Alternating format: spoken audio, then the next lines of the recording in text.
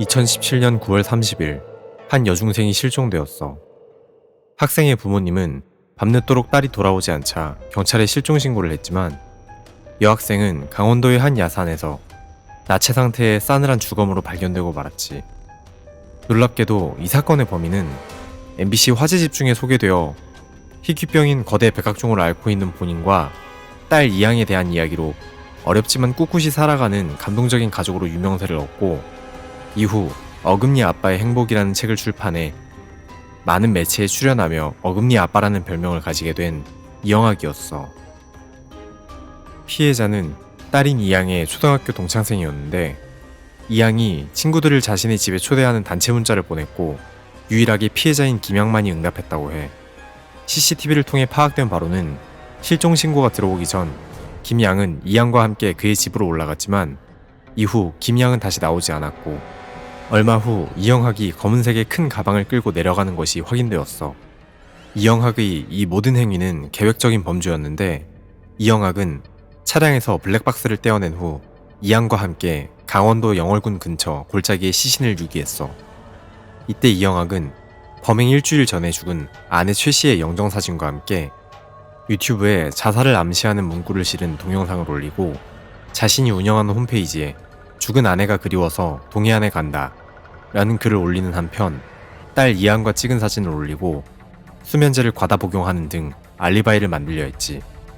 또한 이영학은 본인의 딸인 이양과 함께 동해안에 가서 당시 차 안에서 범행을 부인하는 유튜브 동영상을 올리기도 하였는데 동영상에서 이영학은 내가 살해한 것이 아니고 최근 내가 자살 충동을 느껴서 영양제에 약을 섞어 놓았는데 집에 놀러온 김양이 그걸 먹고 사망해 어쩔 수 없이 시신을 유기했다 고 주장하는 내용이었지.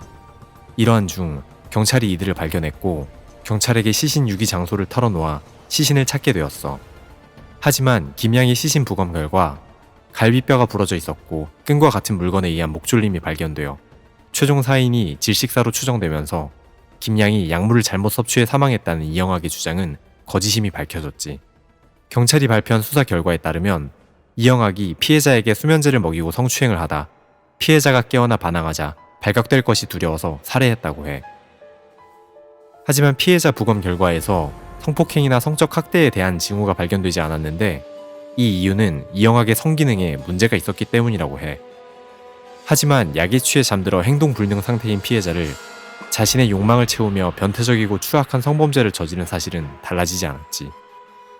여기서 놀라운 점은 이영학의 범죄를 도운 인물들이 많았다는 거야. 이영학이 시신을 유기하는 과정에서 카센터에서 일하는 지인이 이영학의 도주를 도왔고 범행 사실을 몰랐다고 주장하지만 이영학이 검거된 상황에서 이영학이 운영하던 홈페이지에 자살하기 직전 딸 이양에게 남기는 유서를 그의 형이 대신 올려주는 등 알리바이 조작에 협조를 했어. 또한 그의 모친은 범행 당시 사용한 범행 도구와 증거물 등을 모두 불태워 없애버렸다고 해. 심지어는 그의 딸인 이양조차 범행을 도운 사실이 드러났는데 이영학은 자신의 딸에게 엄마 대신 나를 채워줄 사람이 필요하다. 혹시 네 친구들 중에 집안이 안 좋거나 부모님과 사이가 좋지 않은 친구가 있으면 말해라. 외국인 데리고 오는데 2천만 원에서 3천만 원이 드는데 네 친구 한 명이 오면 그 돈이 굳잖아. 아빠한테 여자를 소개시켜줬으니 아빠는 반대로 여자를 사오는 돈을 너한테 쓴다는 거야 등의 말을 하며 딸에게 범죄 공조를 시킨 것으로 드러났어. 이영학의 딸인 이양은 이 모든 사실을 알면서도 친구들을 초대한다는 단체 문자를 보냈고 그중 유일하게 응답한 피해자 김양을 본인의 집까지 직접 데리고 들어간 거야. 이영학의 범죄에 직접적으로 가담한 거지.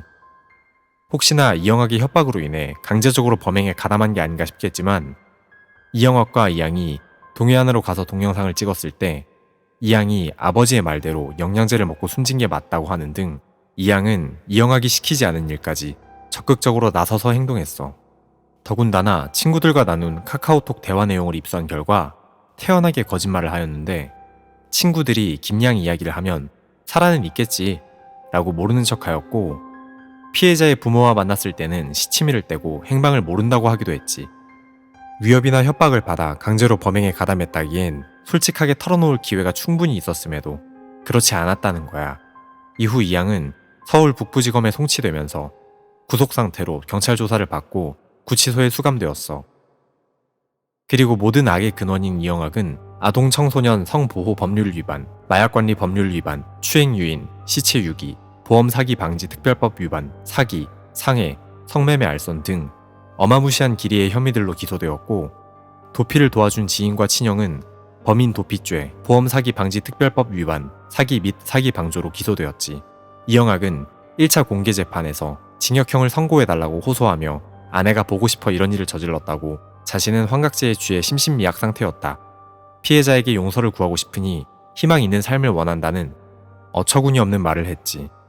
이영학은 최후 진술에서 범행을 뉘우치는 모습을 보여주었으나, 이후 밝혀진 바로는 재판 전 자기 딸에게 감정에 호소하면 감형을 받을 수 있다며 교육을 시킴과 동시에 자신은 1심 재판 이후 감형을 받아 출소할 방법을 9가지나 계획했다고 해. 만약 이 방법을 통해 2심에서 감형받았을 경우 푸드트럭을 몰고 전국을 돌며 장사를 하는 것과 나는 살인범이다 라는 자서전을 쓸 생각이었고, 딸에게는 소년부에서 메이크업 같은 기술을 배우고 개명해서 새 삶을 살면 된다 하거나 출소 후 1년 정도 기다려서 복수를 해야 한다는 등 정신 못 차린 태도를 보였지.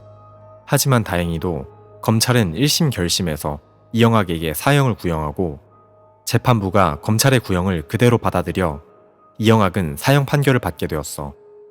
이에 이영학은 항소를 하였는데, 전과가 없고 피해자가 한 명인 살인사건에 사형이 내려진 사례가 거의 없어 결국 2심 재판 선고에서 무기징역으로 감형되고 말아.